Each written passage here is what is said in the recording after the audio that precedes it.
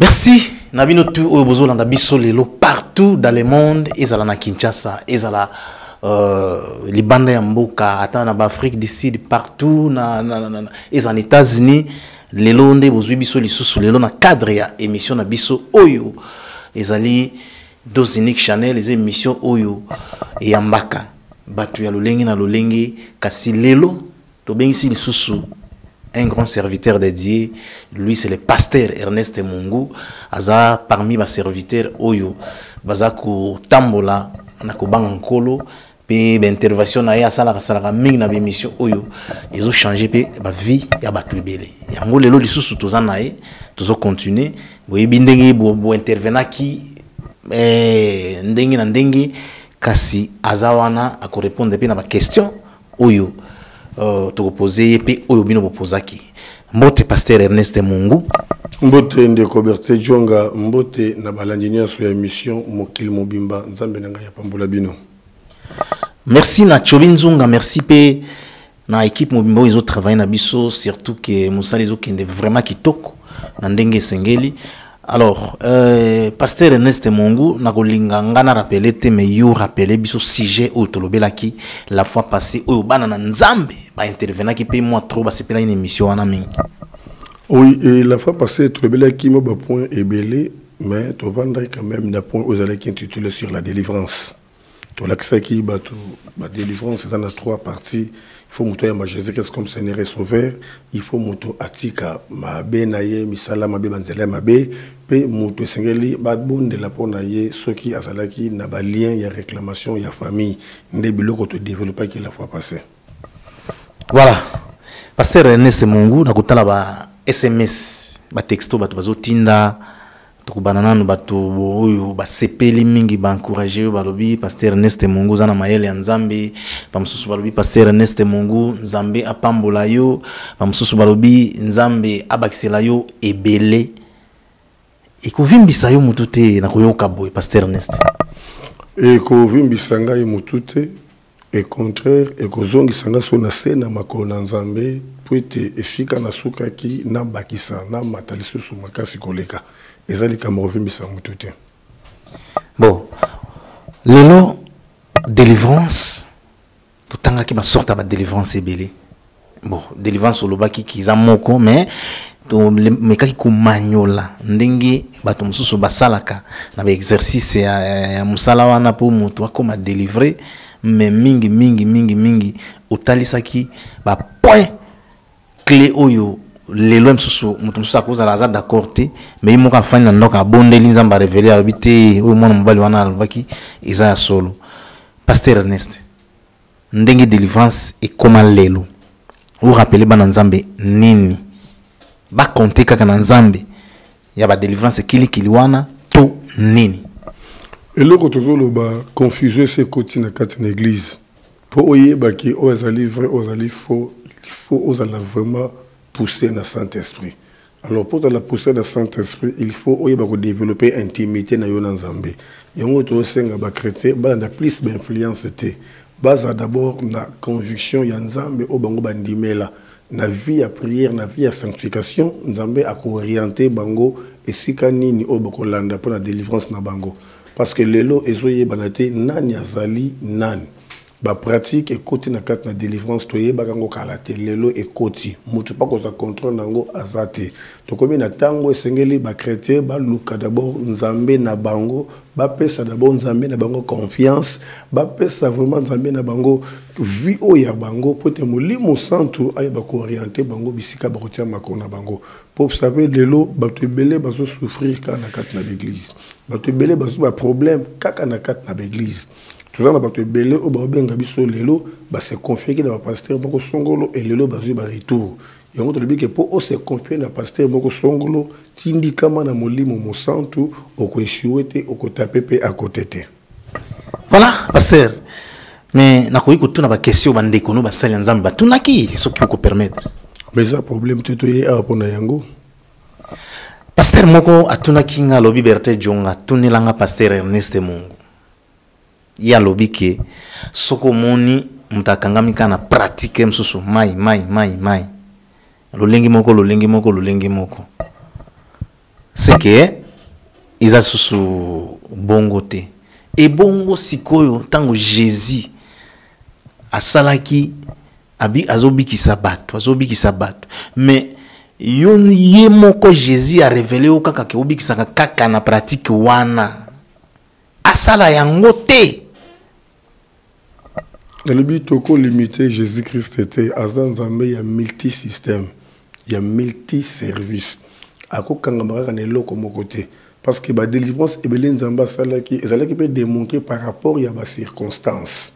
La délivrance s'est fait au nom de Jésus-Christ. Mais il y a une particularité, une circonstance, nous avons utilisé peut-être huile, peut-être maï, dans une circonstance, mais à cause de l'incommodité de l'habitude, que yango ne soit que zate et le matin. Or, il y a déjà la parole. La Bible déclare les miracles qui accompagneront ceux qui auront crié à mon nom. Donc, tu comprendre que délivrance a outakana liloba. Pour te yemoko nzambe aza liloba. Et si quand liloba zate délivrance ne se bimine si quand on a écouté panzambe te, yango to laksa ki batuke la délivrance se fait au nom de Jésus. Par exemple, que dirais-je pas, dans ma circonstance, nous sommes capables d'utiliser huile d'olive, capables d'utiliser maïs, mutabondeli. Donc, par exemple, il y a acteur, il y a comédien, Ginola. Un jour, il y a anniversaire, il y a Bela qui marquasi, motema kanga qui motema, bamba même hôpital, à Boyi, hôpital, t'es commandant. À combien de vers 0 et 1 heure, à continuer à rouler la motema, peme bandiko kende, peme niko kende, ba bengi ngai 1 heure du matin, mbangu ti na ndako na ye, na kuti bana mutundira zo bunda na liwa, do peme pene kanga ki. Mo anniversaire na nga na kina baninga, boyo boyo tout bandiko bonde la nzamba yebisinga, bonde la po na mai, pesa ye amela, na prier po na mai, na sika moi sina pesa nga mai, moi c'est na mai, na bondeli. Na pesi mai wana tango meli mai wana nguya nzambe ate yakoi kolamuka bo nyonso sili mais avant na pesi mai nzamba ebisingai diable azui elamba asali incartation na image ya motema bazui mbeli neto mona ba filme tout ces amaka solo parce que tant ba tsu parce que mbeli ne lamba wana yesko ezo so ezolele tant a détruit misala wana na arraché molimo na kede motema na o bazo ki spirituellement na zongi c'est na place nzamba ebisinga sko bondele sko pona mai pesa ya mela tango meli na minute muke nyonso très normal ayaki pe na église ye moko pe a témoigner. Voilà, ba numéro oyo ezali affiché wana soko lingo poser question tuna mutuna naona pasteur Ernest Mungu oyo azali moko ya ba consultant ya émission oyo. Alors tuna question osoza nango tuna yango pasteur akorepondre ndenge baninga mususu baza kotuna. Pasteur Ernest Mungu ndeko moka tuni alobi Berthe Jonga tuni langa pasteur Ernest ye azwaki problème l'église kaka po apesi point de vie na ye et pas ya papa na ye ya molimu pour na pratique ya délivrance kaka mafuta pe mafuta yango ya kopakolaka ezala basi ezala mibali na libumu tango apesi point de vie ke eza boye délivrance esenga ndenge kaka ezalaka po apesaki détail mingi te mais a expliqué que apesi détail que comme répétition ba excommunier une église pe jour ya excommunication na ye batanga motif te ni alobi na tuna pasteur Ernest Mungu aloba pour le Cambouan. Vous savez mwana amekolaka papa na ye asalaka ou papa na ye asalaka mais le Saint-Esprit asalaka na diversité aza capable ya ko révéler moi na quelque chose peut-être au cela avec na papa te mais moi na fois même ngo na papa parce que vous savez le rêve le roman de Robert Jonga sokoza pasteur visionnaire o nzamba l'émission nzamba ko permettre te apesa yo mwana oyo akoleka yo pour supérieur karande et pambolaka inférieur. Donc moi na nyonso il faut azana se ya makulu ya papa na ye, il faut asala oyo papa na ye asalaka. Moi na oyo ana se na makulu ya papa na ye, nzamba ko pesa pratique mususu te o papa na ye asalaka te. Au moins que ce que ici ba pamboli abimi na développement ministère nzamba ko utiliser na lolenge mususu. Na komeka ko pesa bande ko exemple mibale. Tout ça na appel appel au ministère. Ils allaient parmi les 5 ministères. Tout ça na appel au babengi près d'un ministre, au collaborateur. Donc un collaborateur c'est celui qui fait sous l'onction du visionnaire. Vous comprenez? Donc ne peut pas vous prendre et utiliser banda na visionnaire. Donc ça le coup à côté si fait étranger na kati na vision. Yangonde et comme même incompréhension. Vous comprenez? Donc Nzamba Zanzambe, il y a ordre. À Zanzambe, il y a ordre. Ayebi ko respecter hiérarchie. Nga naza visionnaire.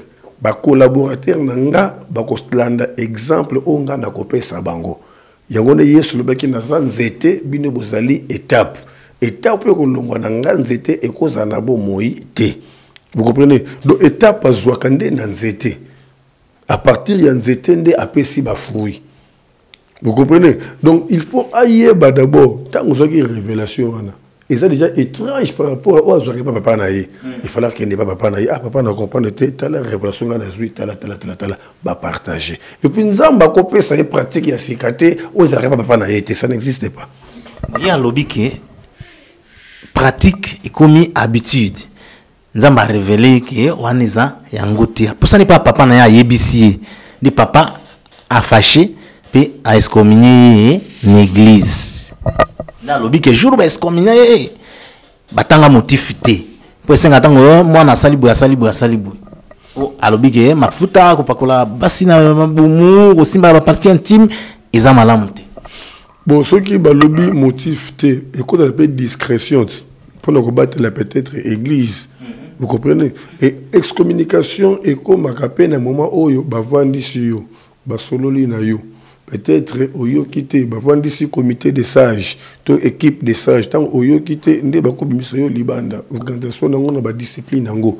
Alors on a ko répondre kaka collaborateur akoyi ko zwa pratique té oyo papa visionnaire ezalaka té nzamba ko salango té nzamba ko salango té donc ayi bako discerner bien peut-être azwa kango ne sika monaki ndé pe azui mais le Saint-Esprit ndenge to zaboye to bondelaka jamais to utiliser huile d'olive. Ngai pana nga so na biki na sala kangote. Yo collaborateur na ngai huile d'olive o yo ko sala lango. Est-ce que c'est normal? Et est-ce ordre té? Yo sala kangote? Non, nga na sala huile d'olive par rapport à orientation et à son esprit. Mais ce n'est pas via église et tout l'huile d'olive non. Il faut que nous la diriger, révéler na Saint-Esprit. Na koyoka pasteur Ernest ninga lobaki mamba mai makampanini awa. Comme si pasteur Ernest a quoi salela maïté. Mais curieusement, tu vois na jour il y a délivrance, il y a prière pour na ko bonde la ndeko jino la oyo moko oyo babaleka rappel na émission oyo pe pasteur asaleli mai. Est-ce que wana pina bato balukaka bazwa ba bateke oh tozuye abanda ko lobake uno kosalela mai na nini na ma pratique so ye umeli za mabe on na ye pasali la kango naza clair de coberture donc gato sunga bande ko bazwa na biso ba bénéficier quand même na quelque chose de la part de l'Éternel. Dans le but la délivrance est faite au nom de Jésus. Tellement dans un multisystème il peut y avoir na baka musu nzambe akorienté na mai tout akorienté na huile mais écoute la vie à église té pe base il y a délivrance té base de délivrance c'est le nom de Jésus base de délivrance c'est la parole de Dieu dans le bindingwana de comment on pas tout na ki alobi est-ce que délivrance et moi ça ko bonde la pe bona mbali na délivrer pour azala délivrer. Moi si moi na mobali ndeko faut comprendre ba sujet ze belé faut royer ba ko orienter sujet moko. Il y a ma question ba toni batunaki pour na délivrance que ndenge ezalaka ke délivrance ezala msusu basi babonde la pona basi mbali babonde bana exemple loin ya basi côté ya te bana za pona délivrance kaka question mutatunaki il faut to yeba ke ngai Ernest Mungu na sala ka délivrance te nzambe nde asala ka délivrance ndenge nzambe asala ka délivrance à travers nga c'est fort possible à salango à travers moi si parce que à notre Dieu les sexes n'existent pas, nous tous nous sommes les épouses du Christ. Nous tous, nous sommes des épouses du Christ. C'est le Saint-Esprit qui agit en nous. À cause de la carte nanga, à cause de la carte na moi si nanga, à cause de la carte nande comme sous. Vous comprenez? Donc, non, moi ça qu'on délivre, mais ça dans mon livre ensemble. Parce que ce n'est pas le corps qui délivre, c'est l'esprit qui est dans le corps qui délivre. Donc, le Saint-Esprit n'a pas de sexe. Il peut agir, il peut travailler dans moi si, il peut travailler dans mon bal.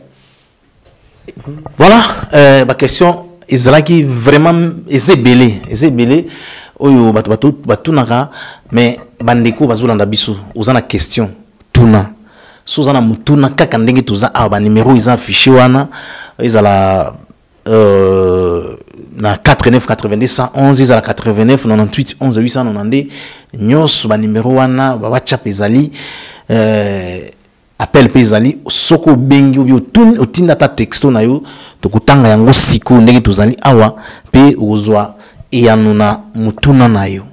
Pasteur Ernest Mungu ba question mususu batunaka moyen yo boya koya kotunela ye ezati akomona on dirait yo no bombeli question na ye batunyo so baza même compréhension te ndeko moka tunaki alobi Berthe John délivrance est-ce que ezalaka possible que basalaka délivrance kaka na butu délivrance équipée air ya kosala yango te na 1 Timothée chapitre 2 verset 8 apôtre Paul a dit je veux que les hommes prient en tout lié. Je veux que les hommes prient en tout lié.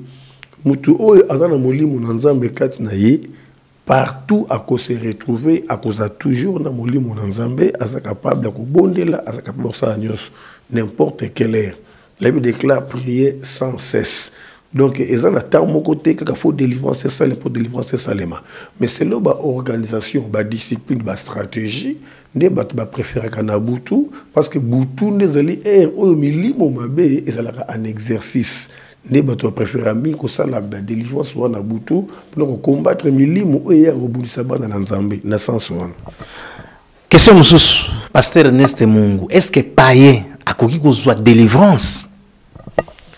Païen a connu qu'on soit délivrance. Mais sauf que ceux qui ont mis Jésus-Christ quand n'a pas monnaïté, les délivrances sont et qu'on soit moyen qu'on vende.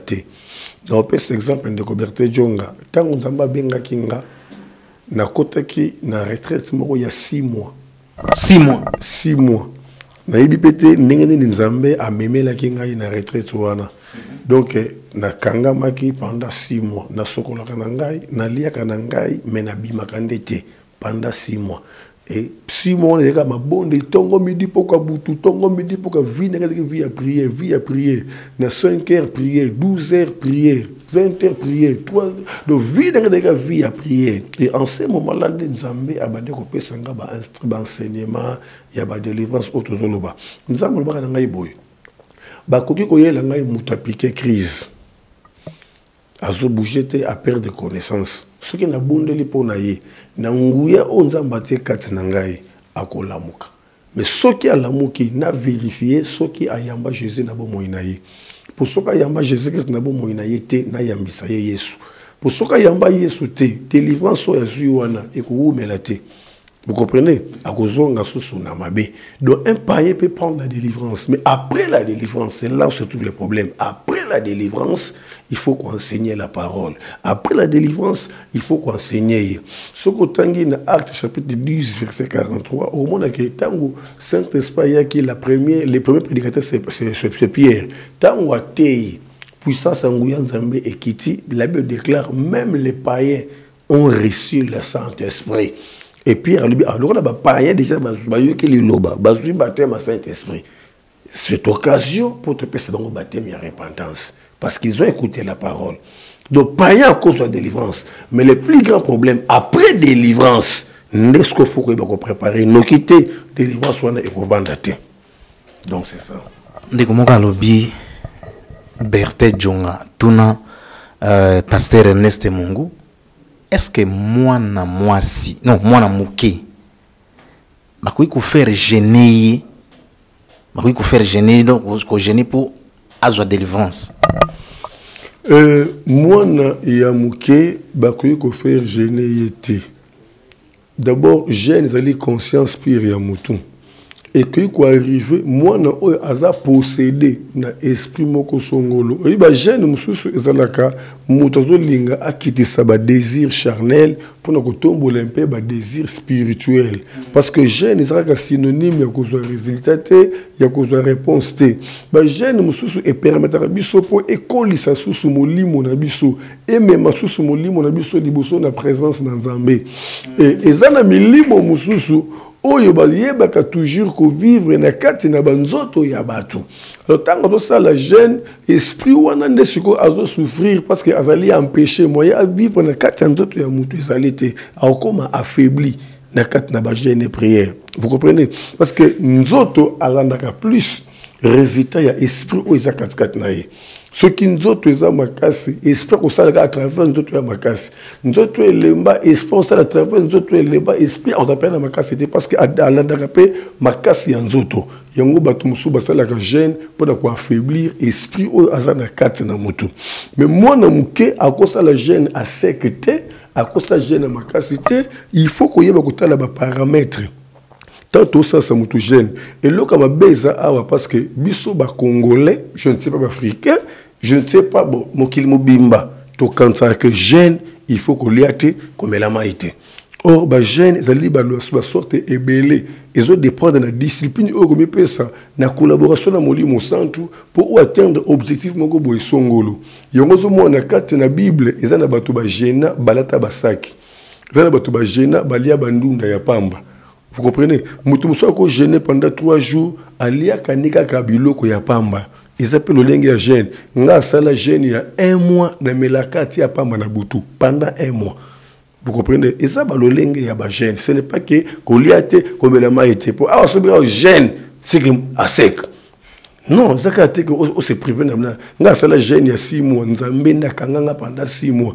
Mais na liaka pas 6 mois na liaka, mais na gêné na bimaka libanda te. So na bimi na kiko se soulager na zongi na kiko prendre bien na zongi ko bien nga ngwana en dehors ba besoin wana na bima te pendant 6 mois et ça gêne bozolanda biyano pour bino butu na mituna bozolanda ndenge pasteur Ernest Mungu aza ko répondre alors na thème na biso ya délivrance oyo tozana ngo tozo continuer kaka na ligi vraiment to sala ka système oyo ya to réserver bene mission mobimba ba question kaka ya bato ndenge za bozo tuna binoka mituna kaka bozo tuna binoka mituna kaka uno pasteur na lobi boye otuni mutuna uno pasteur na lobi boye otuni mituna bon pasteur Ernest Mungu il paraît ndeko moka tunaki que kindoki ilongwa kate isila kate kindoki ça le la malade.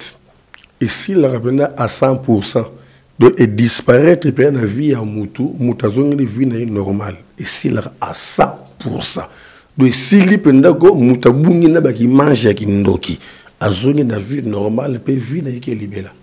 Et pas moi na mukelo ko le pas mukolo. Et pas moi na mukelo ko le pas mukolo. Le plus grand problème c'est quoi? Délivrance ya Ndoki et senga d'abord Moutou ozo luka, que Moutou luka délivrance à la reconnaissance. À la conscience, abo ya yango, volontairement, ne à cause de délivrance. Délivrance à Kindoki, et c'est un faut suivi nango et à la macasse. Parce que diable est très risé, diable est très malin. Ce qui moi na délivrance, à bon à cause de délivrance, yeba yango que atoza nani délivrance ko simba te.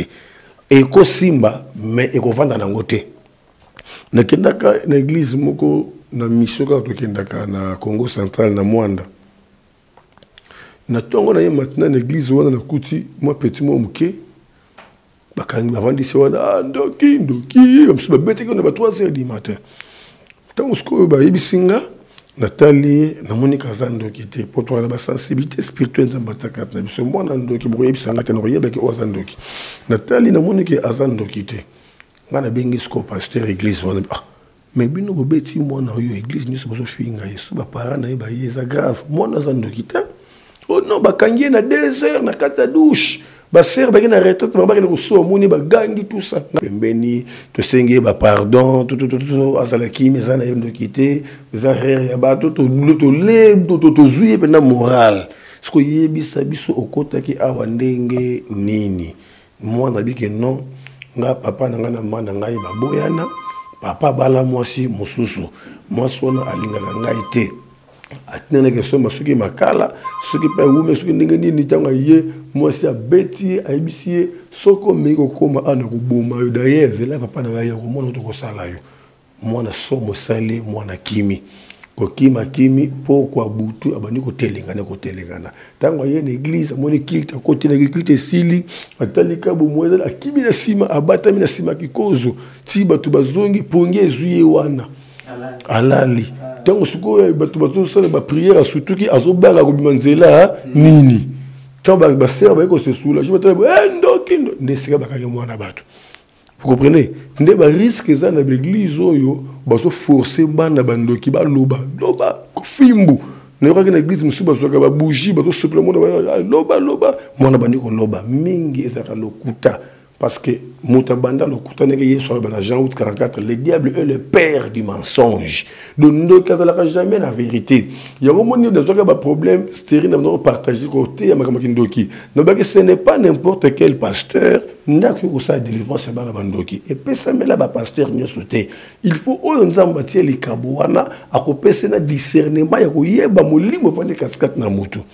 Donc, mais il faut d'abord qu'on gagne moral et moine. Il faut qu'on telle ce moine à bolingo. Qu'on telle ce que nos autres salles, aux autres détruits, vina à l'hôpital, moine dans la conscience et andima. Na bien de débat yebi, bah il est ce moine moko à l'écran de délivrance. Moine on a détruit papa naïe, a détruit maman naïe. Moine on a boya l'écran de délivrance. To bondela, moine a boya contre délivrance. Peu à ce bas pour les galingité. Tout ça, tout ça, moi, na aboyi. Ce qu'il faut, parents d'abord, base dans la bataille liboso, on gagner moral et moi na bango. Pour moi, on a les canzelles de délivrance. Pour ce que vous savez, délivrance, tandis na bino. À cause de délivrance, il est là, vous silisi, qui ne connaît pas nango. Donc, ça, na ça libre que dirais-je. Nous avons basé na biso, ba délivrance, ba na bando qui a sorti et belé. Dernièrement, moi, na moko ya ndoki ya utaki na Angola. Abomi papa na ye na Angola. Baluki ba délivrance par-ci par-là baso ko te l'église musu ba koma ko benga na ye lo mama ko ba na penser ko to abwaka eta ko bwaka ba ko bete lisolo ya église moko boye tout ça keikuna tanga keikuna mwana envoûté pasteur wana na ndenge ke pasteur akomi ko bimana mama na ye esika ba kena luka délivrance pe abotisi mama na ye tango sikoyo ba monique en tout cas ba lembi ko luka délivrance ya sœur wana ataka na poto andanga na chaîne na YouTube Béni de Dieu TV nda bengiye abiza na pasteur moko Ernest Mona komena kintambo ndanga tozo yoka c'est fort possible pour longwa na Angola bokende tina Kinshasa naza sir que nazo yoka la yeba intervention na ye mona la délivrance koyebika bandima ko longwa na Angola ba yeti na Kinshasa tant ba komi na église moi on a après ko témoigner kota kazo kota na portail église amoni on dirait puissance mo nguya nzambe beti on dirait moto moko pelika tina ye le quoi qui teti a kosi que sur la petit besoin a na toilette pour akende ko sala ba incartation senga ba renfort a na toilette moto wana e beti susu makasi koleka ti aye ko zonga tant to bandi ba prière nda bandi ko yambola makambo na ye mais azala ki menacer que akondima jamais ko tika kindoki menacer penda makasi et likamako ka to bandi ba service ya délivrance akende ki na sima to moni mwana zo zonga maboka zo lela maboko pasi parce que ba uti ko betaye que il faut aboya il faut andi montrer que ndokité to landile na ba prière ti poto sala siko service na ye nenzamba yebisi biso bosa service dans l'église te pour retour ce qui est ba faible ba l'église ba cause à l'affecter délivrance ne bosa ko libanda ne to kende ki ne na kata zamba le zizila tant que ça y délivrance ne to zongi moi na ne longi changer na vie changer aye ko linga nzambe makasi koleka donc na zolo ba avec affirmation délivrance qui ndoki sale maka qui ndoki sila ka 100% pe mutazongi normal.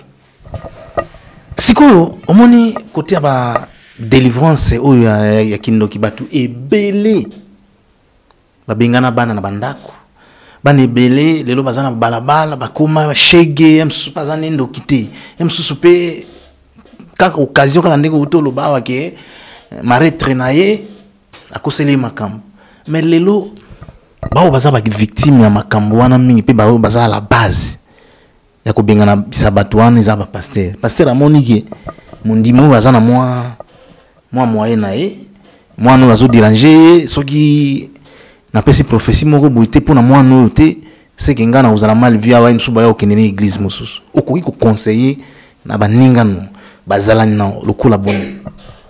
Mais ça c'est péché contre le Saint-Esprit. Ozo pesa prophétie ya nzambe te mais ozo kosa ke nzamba lobi. Donc c'est comme si Nzamba est incapable, il y a une place en Zambé. C'est péché contre le Saint-Esprit. Et ça a des conséquences graves. Tu sais, il y a des gens qui, je crois que c'est un témoignage à la fois passé, il y a des gens qui ont délivrance.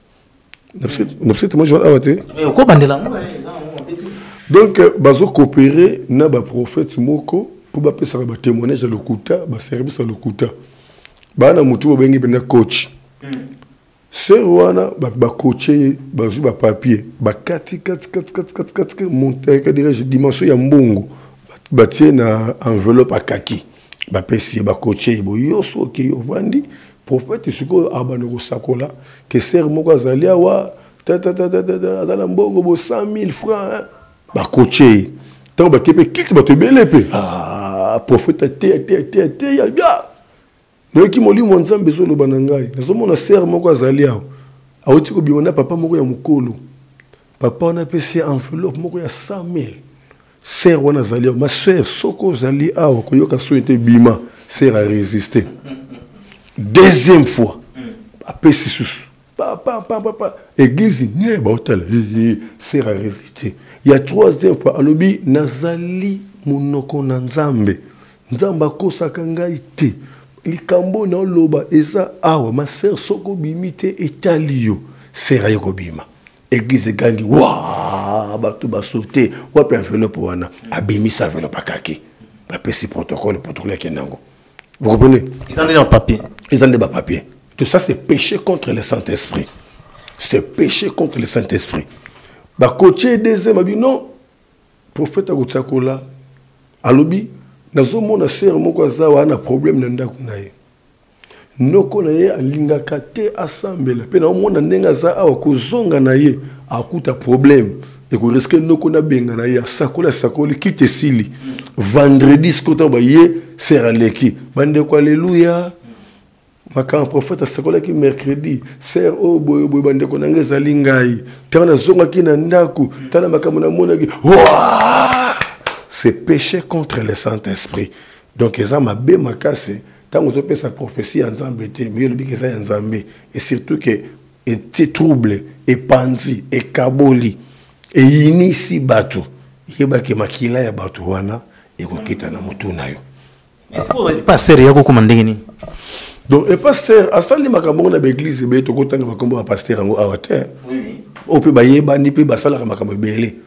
Po mukolo moko bonzamba limbisa ngai omoni ke basala nzambe to équipe moko esengi to se soutenir pour te ba ke continue ke évangile boso na mati na moto ndeka na mataka na ngai moto sko moto pa yebinga te zaka bobete bukutani mo lisolo yoka moto en tout cas ba pasteur openze ngabi ba pasteur basali nini o te masala ngabenginga bazobenga biso e pa pasteur moko songolo pasteur po nena yebana pe six ali sekite bazobengelo nini ote tuzana mo équipe mo boto kenda kuna biso bato pesa ka ba prophétie ba coachara biso yoko lo baboye yoko témoigner boye yoko sala boye tozwaka ba mbongo c'est péché contre le Saint-Esprit na répondre yoka na ba pasteur ou pas à prophétie na ba famille ba bengani bana ba sali boye bazo péché contre ba Saint-Esprit ba cause problème sœur wana papa na ye assemblera pas nanga il fallait que sœur a voyagé ne papa na ye a memelinga sœur wana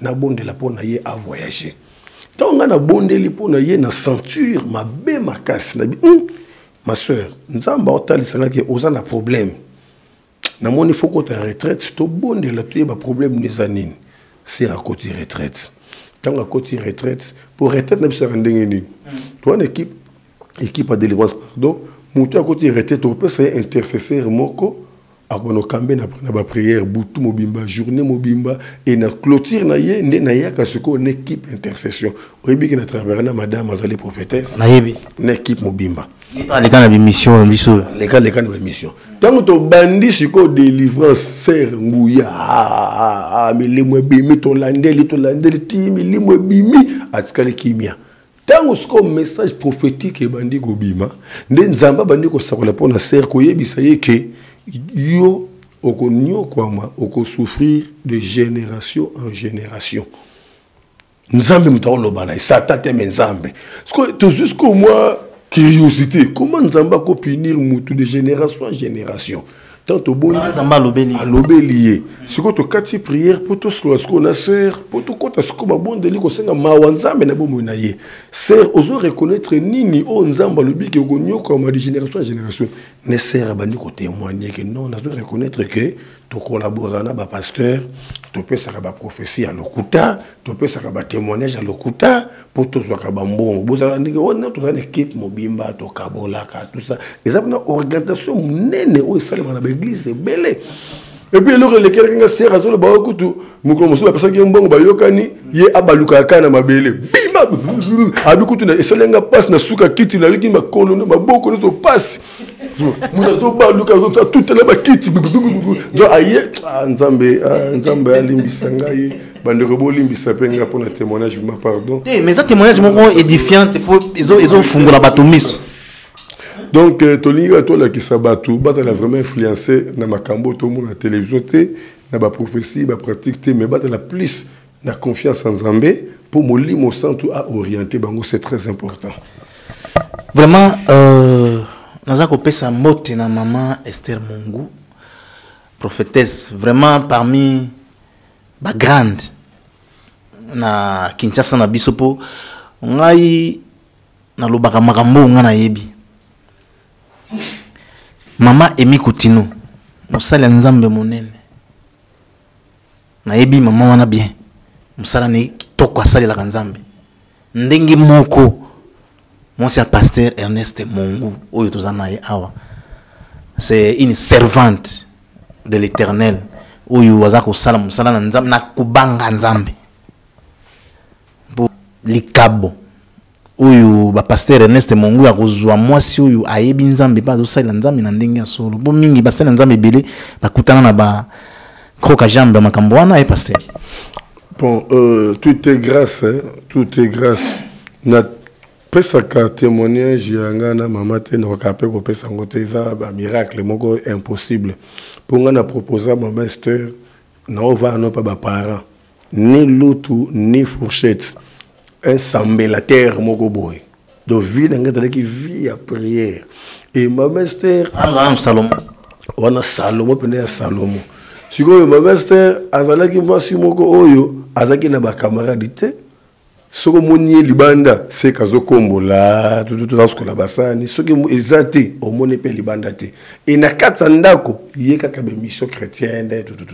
Siko nga sikoyo na ganyaka nde sikoyo leki na ye na kate ba matinal ponga zaka ba matinal kaka ba prière ba tongo kaka ba matinal et mukomoto stadaka moi suivi to kutia kombola nde leki na ye ala kiso grande sœur o bena o yoga bena tango bena Adam atali bena Eva bia bon to kota na sujet non to kota na sujet prochainement tu peux parler sur témoignage à ministère et témoignage à mariage, c'est très important. Merci beaucoup pasteur Ernest Mungu. Oui, moi les solwani ça la rappelle bien. Pour mon nez ça va me tomber sous. Sera dans d'autres angles loin. ah nga déjà nakoma na 18e femme pour nakutana na banani oyo kana banani oyo mais so za na témoignage bongo faut kurandanga grâce à Dieu les photos le capitaine jour mo boye na beti pena histoire et ko sunga ba pasteur rebelle bande copé ebele parce que mariage en tout cas ce qui nous ambassade mariage pesate nga nazo proposer maman Esther na voix ne pas parents Salomon ngolobi et assurance aliba les athées que conviction on a zouaki et nazo banga d'abord nga moko ceux qui batu ba yoki ba oloba nini est-ce que ba ondimanga nanzoto na yaki nango ah ya nga na ki moket so nga mo na bo nazo banga ceux qui batu soupçon bimi na sambo na nga ba moni ka pétas aventurier frère oya avant ne pona oganya ka ba sikoyo tango sikoyo na proposer ma Esther na côté retraite. À ma grande surprise, avant de proposer, nous avons promesse pas Nzambe. Nzambe le bec nangai na ko pambola yo na mois de septembre. Tellement na no bonde le kola na hôpital, ko bonde na ba wana ngana mwana soda. Et puis sirwa na kataka STP moni kan o batonga tonga ba carton banda ko wana. Biso sko to ndako na biso na ba bureau ya kala koma ka banda ko na biso. Ce que nous avons, c'est que nous avons pas le mois de septembre. Nous avons un carton, mais on salon aussi. Nous avons pas un carton, na bureau. Na bureau. On a bureau normal. Si vous avez une promesse, il y a bénédiction. Nous avons prié dans la salle de bon de la pona bateau. Pour nous avons évité nganga et ça m'a bé. Mais trop peu ça témoignage. Trop peu ça témoignage. Zamba benginga na yebino makamonza mango bienté, mais déjà nous avons béni ko ça na ngaba délivrance. Le ministère n'a ministère avant de développer un cours biblique, un institut théologique, déjà nous avons la délivrance. Ce que nous avons promettre une bénédiction au mois de septembre, nous avons tous les 60 années. En septembre, en tout cas, semble que nous avons une voiture, un voyage, ce que nous tombé que nous avons proposé comme un ministère au mois de septembre, mais nous avons une bénédiction, nous avons promettre Kinga. Vous comprenez? Ce que le connu ni maman Esther et ce qui ngaï. Yo zo servir Nzambe nga pena sambe la kanangai. Toti ka dossier na maboko Nzambe yemo ko Nzambe atambwisa biso. To yoka na ndenge wana. Mais na janvier ce ko ya ne landaka.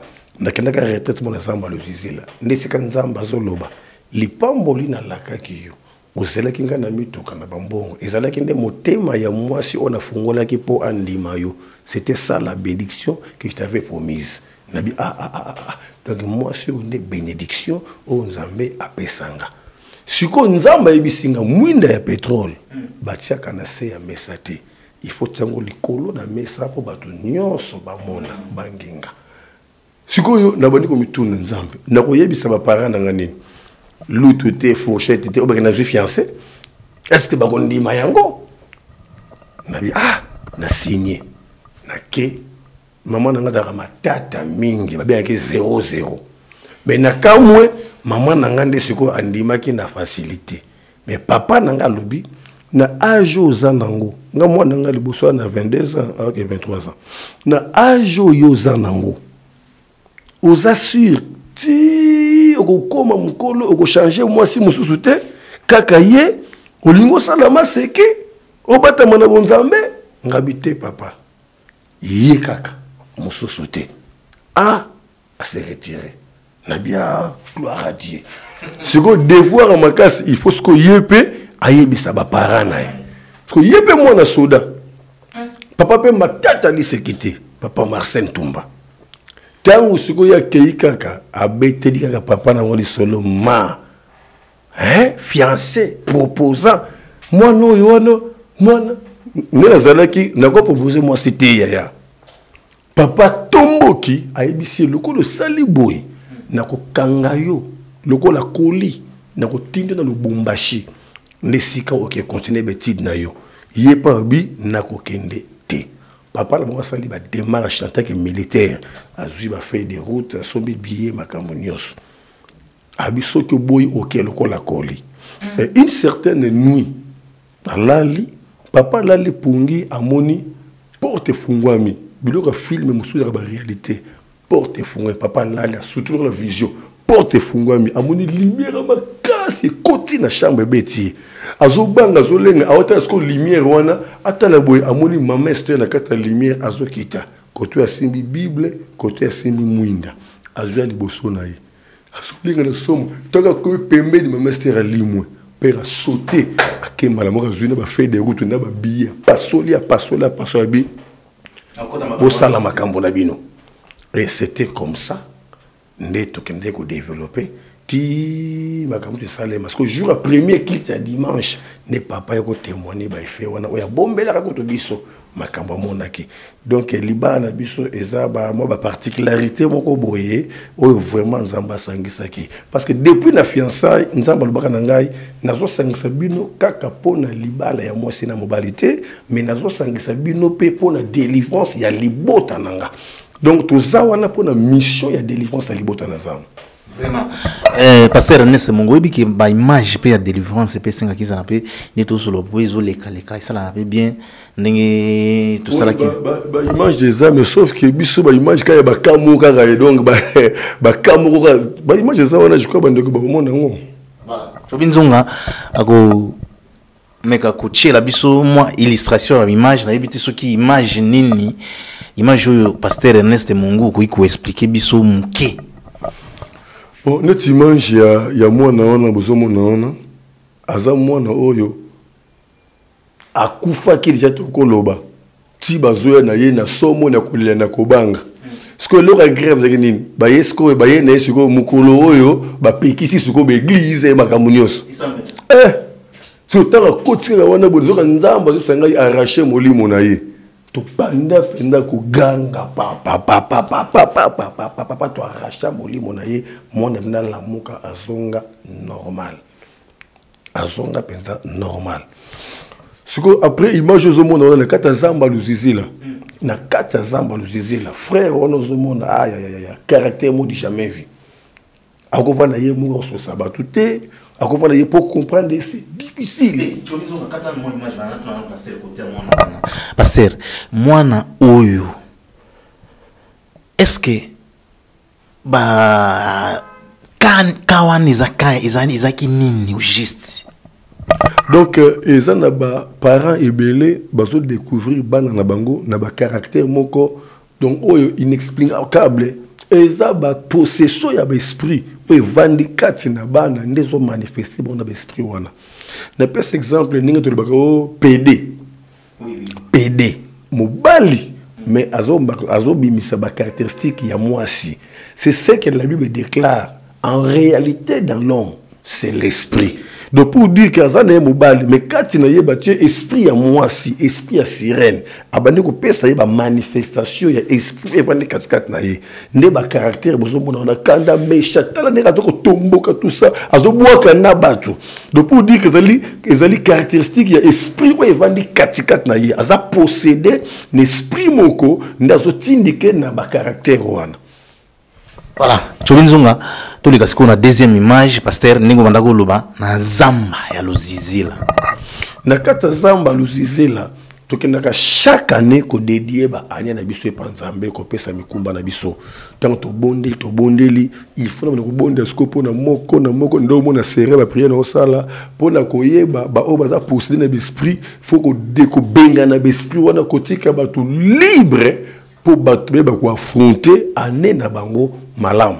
Donc délivrance au monde délivrance ezana makambo ebele de Goberté Jonga des fois ngana tala makambo so mo na olela kaka nazo lela tala exemple ya délivrance moi no adoba na kan church moi na mayele ya lycée quitté première année secondaire ti a commis na 6e pour avoir diplôme d'état moi na so mayele était ba mesi ba komi komi tout mais qu'est-ce que ba tout na mwana oh nazo mona nga misu kilo nazo kana nga ite akomi ko le gobela makolo parce que maman na lui que non oh na mona za mwana na ngate mwana nga za boyete ba bani ko benga ba pasteur Luka bondela sala boy tita ba ni son émission ndenge ka bande ko ba zone super émission ba za pena ba kana bango ba yelinga sko jeune fille wana tango ye ko kota ka zo ko na moni présence muka mabema kasi ko leka tanto bandi ko bondela nzamba lobi bazui esprit ya koko mobimba ne ba koti sikati na mwana sikoyo de nature boy koko mona su bienti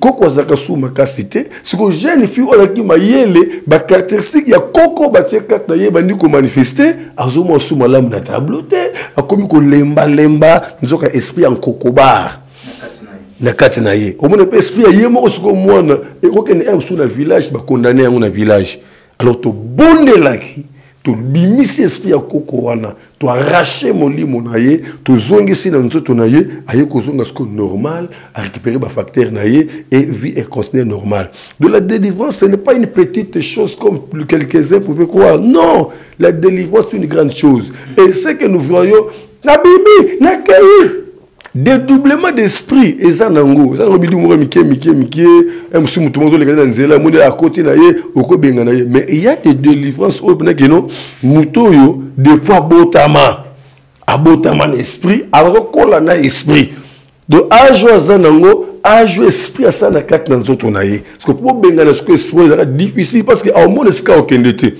pour y abotamande ayane ko vendre na kata nzoto wana sali em sous 20 à 30 ans parce que beaucoup bengane okende wap parce que ba délivrance mususu muto azo combattre yo à se dédoubler kati na yo et parce que esprit go vivre était sans corps parce que tant bozo bengana c'est difficile pour abima et ils ont risqué ce qui a bimi a coloquer ce qui faiblesse c'est pour ça nini pour akota. Dans l'église, la délivrance, il faut prier et dominer à kaka. Prier et dominer à kaka. Pourtant, l'espace de bima dans quatre églises, ceux qui vont zambé dans quatre églises, c'est fort possible à bima ou à kota. Bah risque de belé dans la délivrance. Yango to ebisa ba sal na nzambe, to landisate, to mekolate, to lukato ba yabiso ezanini, to salela yabiso, on nzamba pesi biso, netu ko réussir mission. Pasteur Ernest, délivrance tout mona.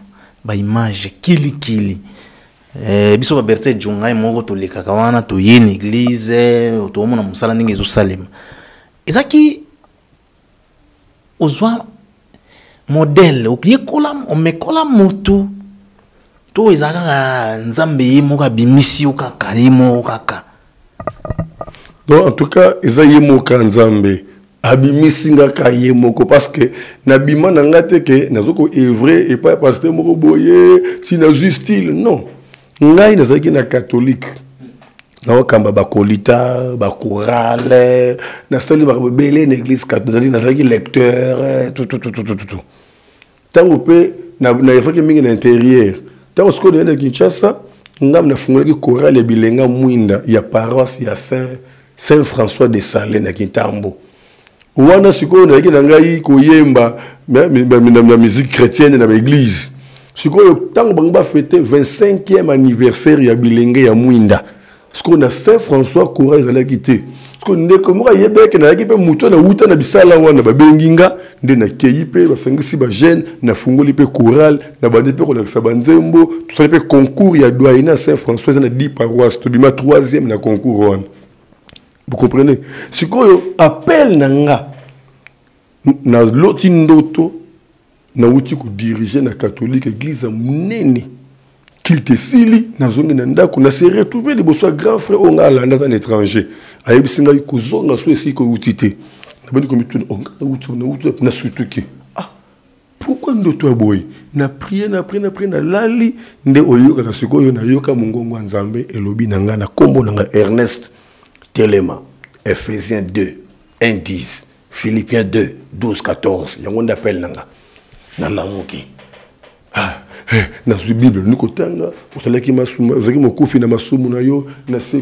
c'est moi qui produis en toi les vouloirs et les faire, pour servir avec crainte, tremblement, sans murmure, ni hésitation. Appel là. Ernest Ernest Boyoboy, t'as niveau nanga chaque jour na 5 heures en direct na RTP, chaque jour na 5 heures en direct, chaque jour dans le bi en direct na RTP, lundi, samedi, dimanche 5h37 en direct. Baka mwaka ndenge appel nzamba pesanga et na kati na appel wana nde on ebisa ki yo ayoko kotanga ce qu'on a retraite ya 6 mois. Ici, il y a un enseignant, Biloko Belé. Il y a un qui a bien en 1999, mais il a commis un livre sur la prière en 2003. Avant de quitter dimanche, il a commis un livre comment prier d'une façon biblique pour obtenir les résultats. Tant on a bandé l'église en 2011, en 2006, Ndene ko sala ce deuxième livre sur la croissance chrétienne.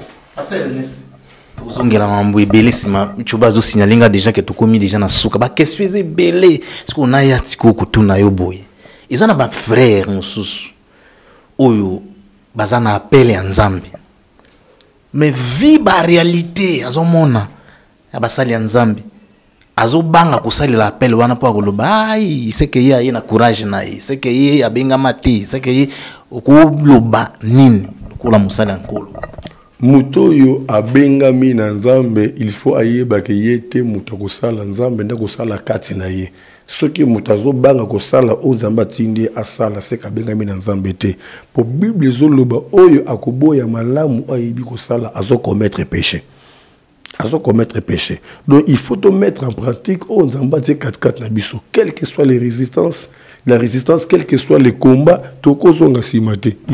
Ils appellent la Bible, pasteur, pour te dire que Jonas a boyaka. Mais à boyaka, pourquoi Jonas a boyaka? Ne connaît pas comprendre. Jonas c'est un vrai prophète, un grand prophète.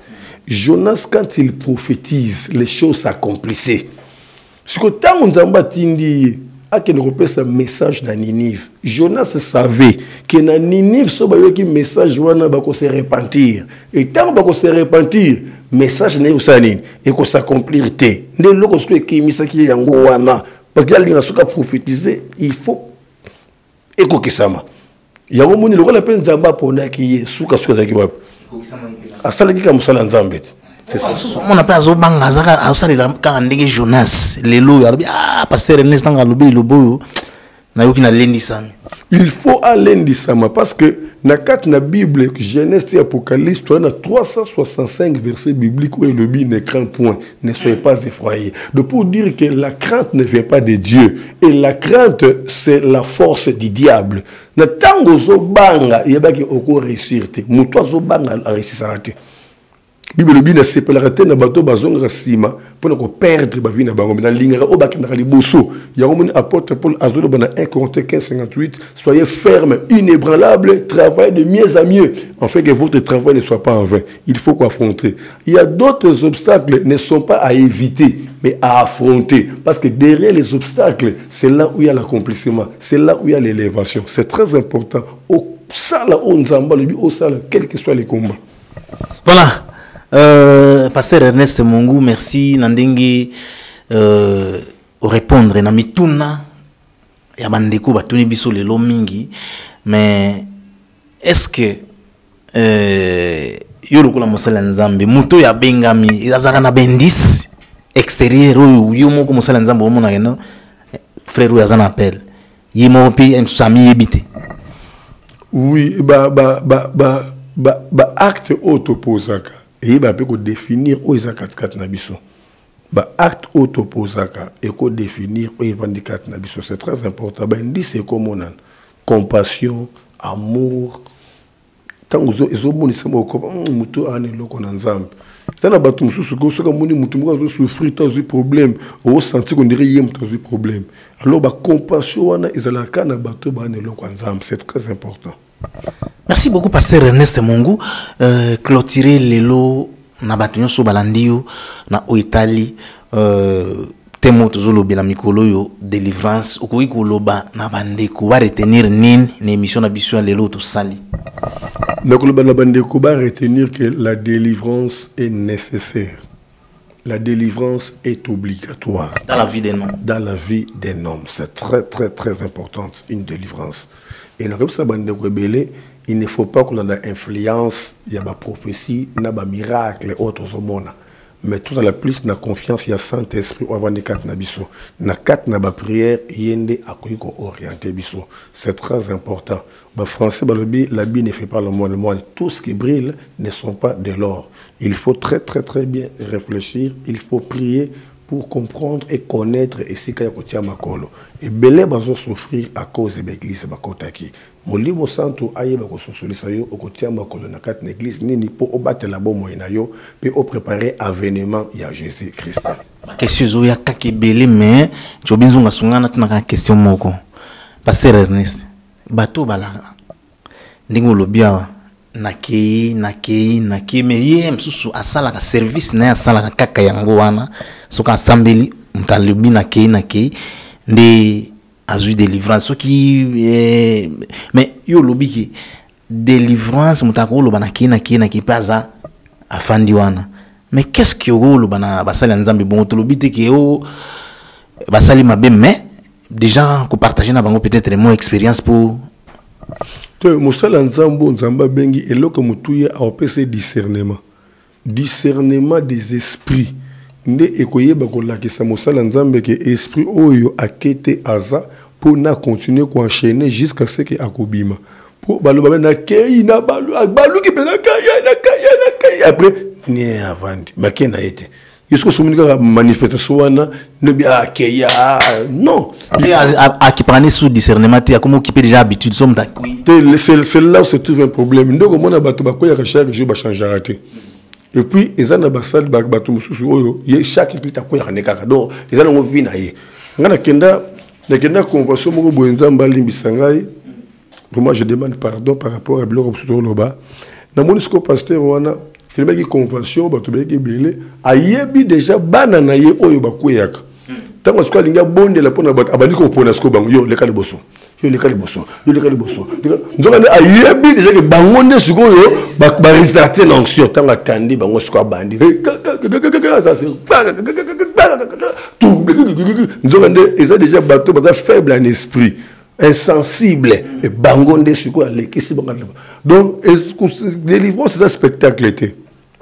Et la vraie délivrance, c'est la conversion. C'est la conversion de l'âme. Il faut échanger. Caractère, comportement échanger. Ndé apporte le problème de 2 Corinthiens 5, 17. Si quelqu'un est en Christ, est devenu une nouvelle créature. Les choses anciennes sont passées, toutes les choses sont devenues nouvelles. La délivrance de li combat ya mbinzo nanguma. Mbinzo nanguma bazo la délivrance, disons bazo la changement.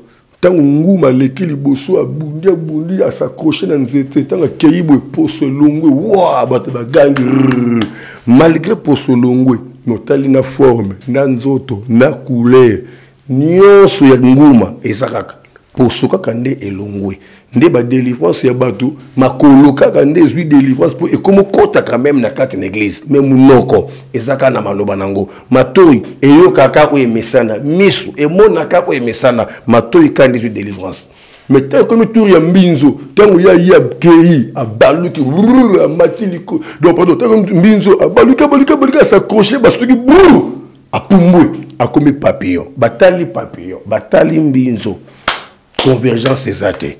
Vous comprenez? Donc, Moutou a eu délivrance, il y a solo, à Kubota, ma caractéristique, il y a 6 4 na vinae. Adresse, pe numéro église. Numéro, Batubaguswangai, 24 sur 24 heures, na normal, na WhatsApp, plus 243, 89, 75, 15, 851, plus 243, 89, 75, 15 851 plus 243 89 75 15 851. Toujours mis na commune à Kintambo na arena biso Maison Mbungu en allant vers Vélodrome. Maison Mbungu vers Vélodrome, tout Vélodrome vers Maison Mbungu. Avenue Kimvula numéro 3. Avenue Kimvula numéro 3. Église bénie de Dieu. Église bénie de Dieu. Na Masina, tout ça, dans quartier 3, avenue Mayamba, numéro 97, na direction ya Boba. Béni de Dieu TV. Béni de Dieu TV. Na Facebook, tout ça, na Ernest Mungu. Ndekuna bandeko bokolanda matin na biso ba exhortation ba prière chaque jour na 5 heures.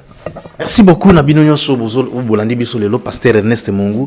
Nazaki vraiment na mituna ebele ya kotuna me tande bomi naza sirke bandeko bolimbisa question oyo so na bosani bo rappeler ngango ni émission zoya. A répondre ngo lelo te mais ngana tunikaka. Est-ce qu'une église bénie de Dieu ils ont raté que on faut kaka ba frère na ba sœur ou ba sambelaka ou ba koma déjà na kati ya itonga nde bazwa délivrance tout mutako kiko ya ayelelo ba ebiete ba bondeli pona ye nzamba salipe ya yi musala pasteur a répondre semaine prochaine mais na sirke ils ont na mutunyos Non, parce qu'on est bien répondre la semaine prochaine. La semaine prochaine. Bon, non, bon, merci. Bino Nyonso Bolandi Biso, vraiment merci beaucoup.